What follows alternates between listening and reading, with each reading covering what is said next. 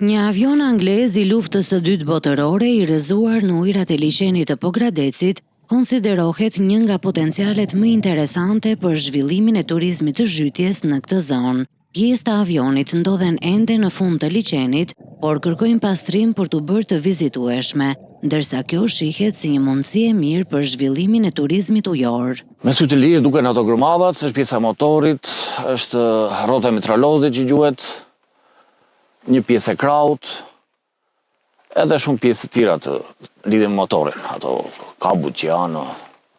Nuk është prekur fare, nuk është bërë asnjë lloj pastrimi, se nëse më bëhet një pastrim do dalë më e bukur. Atraksion dhe të jetë një nga destinacionet kryesore për sa i përket turizmit ujor, duke marrë gjithë rajonin e liçenit të Pogradecit. Nga ana tjetër, peshkatar të vjetër të Pogradecit tregojnë edhe një histori të trashëguar ndër vite, sipas së cilës gjatë luftës një avion anglez merrte peshk koran nga liçeni për t'ia dërguar mbretëreshës së Anglisë, një rrëfim që ata e konsiderojnë të vërtetë.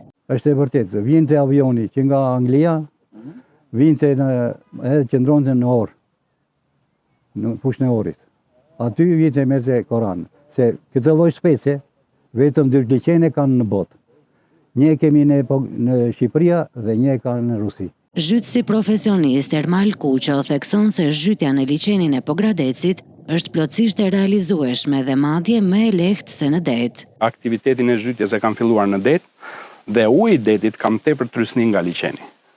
Për arsye se uji i kripur, nëse mbush 2 masat njësojta, është mirë rend nga uji i embël. Liçeni Ohrit vijon të ruaj ende mistere të shumta në ujë, ku deri më tani janë zbuluar 2 vendbanime palafitesh, ndërsa priten kërkime të reja për të identifikuar të tjera.